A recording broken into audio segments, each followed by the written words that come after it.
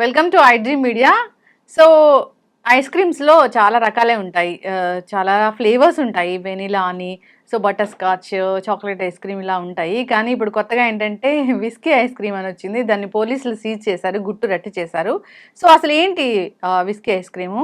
దీని గురించి వివరాలు తెలుసుకుందాం. మనతో పాటు ఉన్నారు ప్రముఖ డైటీషియన్, న్యూట్రిషనిస్ట్ అబితా చిలుకూరి గారు. మేడం నమస్తే అండి. నమస్తే. సో మీలాంటి చదువుకున్న డైటీషియన్స్ చెప్తారు, ఏదైనా ఒక ప్రోడక్ట్ రావాలంటే దానికి ఇలా ఉండాలి, ఇంత క్వాంటిటీలో ఫ్యాట్స్ ఉండాలి, సో మిల్క్ ఉండాలి, ఇట్లా చెప్తూ ఉంటారు. దాన్ని మెజర్ చేసుకొని వాళ్ళు అథెంటిక్గా ఒక ప్రోడక్ట్ అనేది తయారు చేస్తారు, మార్కెట్లోకి వస్తుంది, అన్ని అప్రూవ్డ్తోనే వస్తుంది.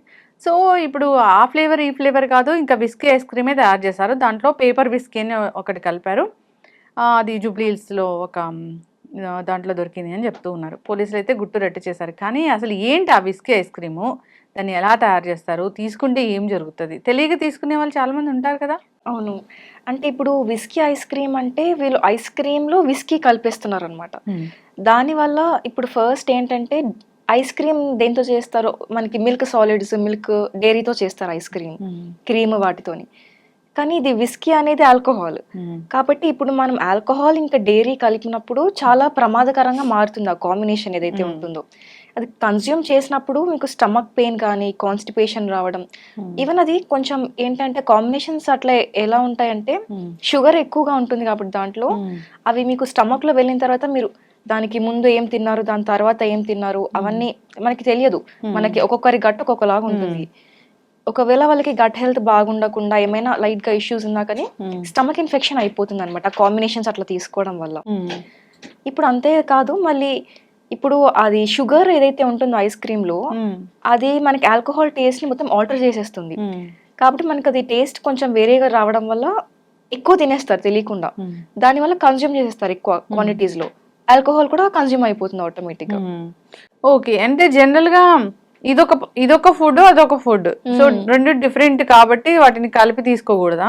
అవును. అంటే ఈవెన్ ఐస్ క్రీమ్ లో కూడా చాలా high fat, high sugar content ఉంటుంది. ఇది ఆల్కహాల్ లో మొత్తం ఎంటీ క్యాలరీస్ ఉంటాయి.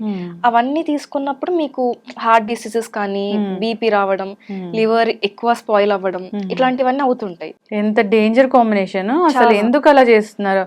సో ఐస్ క్రీమ్ అంటే ఎక్కువగా పిల్లలు ఇష్టంగా తీసుకుంటూ ఉంటారు. సో ఇది అసలు ఎవరిని బాధ పెట్టడానికి, ఎవరి హెల్త్‌కి పాడు చేయడానికి ఇలా చేస్తున్నారు. నిజంగా ఇలాంటి కాంబినేషన్స్ అనేవి కొన్ని చెప్పుకుంటూ ఉంటారు. ఇవి సిగ్నేచర్ అని కూడా చెప్పుకుంటూ ఉంటారు. అవును. సిగ్నేచర్ రెసిపీస్ అవన్నీ ట్రై చేస్తారు.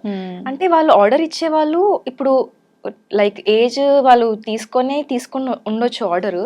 బట్ వాళ్ళు ఆ పార్టీకి వెళ్ళిన తర్వాత లైక్ అది వాళ్ళ దగ్గరికి వెళ్ళినాక ఎవరు కన్జ్యూమ్ చేస్తున్నారని మనకి తెలియదు. ఇంకా అండర్ ఏజ్ వాళ్ళు కన్జ్యూమ్ చేస్తే ఇంకా ఎక్కువ ప్రాబ్లమ్స్ అనేవి వాళ్ళు ఫేస్ చేస్తారు, సైడ్ ఎఫెక్ట్స్ అవన్నీ.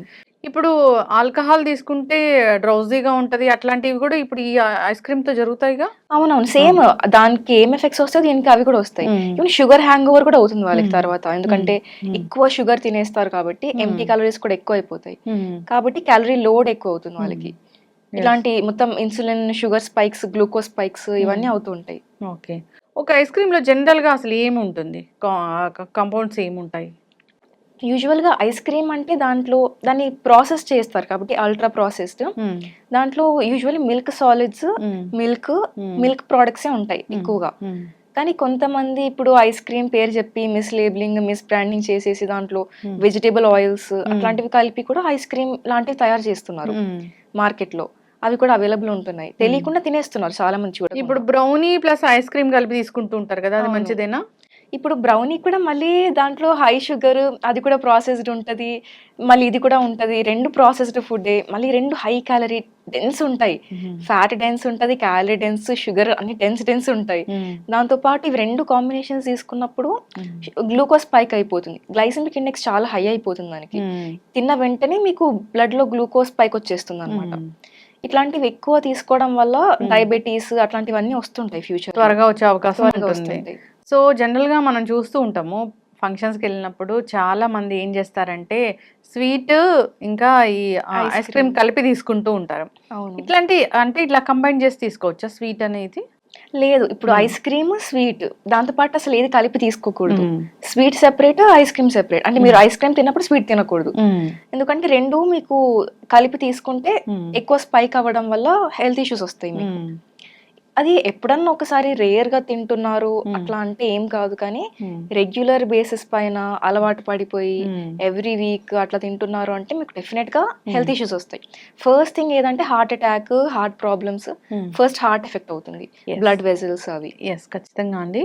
సో అలానే కాకుండా ఈ షుగర్ పేషెంట్స్ ఎప్పుడైనా క్రేవింగ్స్ ఉంటాయి, సో ఐస్ క్రీమ్ తినాలనిపిస్తుంది, అప్పుడు తీసుకుంటే తర్వాత ఏమైనా జాగ్రత్తలు తీసుకోవాల్సిన అవసరం ఉంటుందా?